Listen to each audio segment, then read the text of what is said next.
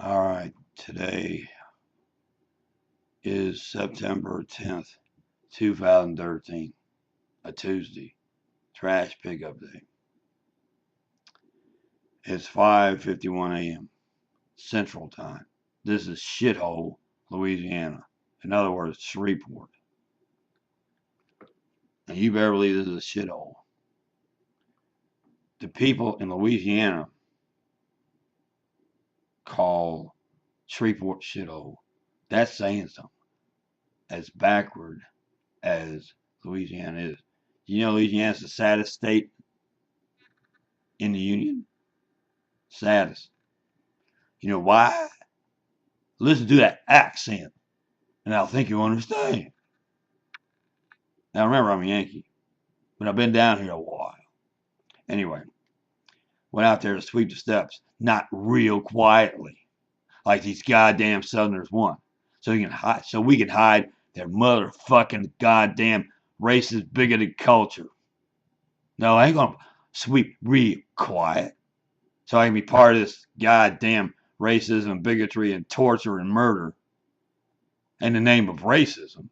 No, I don't feel like it, you goddamn Southerners. Anyway, so I was sweeping the steps, not so very quietly. And when I got to the bottom, terrace, 12-foot high, 18 steps, when I got to the bottom, which is about 4 foot from the curb, I go out towards the curb and go, fuck the South. Fuck being quiet. Fuck manners. I ain't here to hide the filth of this goddamn white Southern culture. Anywho, then I went out towards the north end of the house. A little bit of raking, about 5 minutes worth. And lo and behold, we got these new neighbors. I think they've been here 6 months, maybe a year. And they're about 3 houses from me across the street to the north. And the young boy, well, he's about 20 or something. He was hiding in the shadow. And he's wearing dark clothes, so I couldn't see him. But when I was raking, I was looking constantly at the goddamn 3800 block where those fucking goddamn racists live that started all this goddamn shit. So I just stared while I was raking. Just staring. One looking at what I was raking. And when I was looking, what do I see the shadow move there? I was that kid. They'd never harassed me. And now I'm beginning to think, are those Yankees? They could be Yankees. White Southerners don't like Yankees. Especially Yankees that don't harass me. You know what happens to people in this goddamn neighborhood that don't harass me? They're going to get harassed a lot. That's the way it works in this goddamn South. If you don't back up racism and bigotry.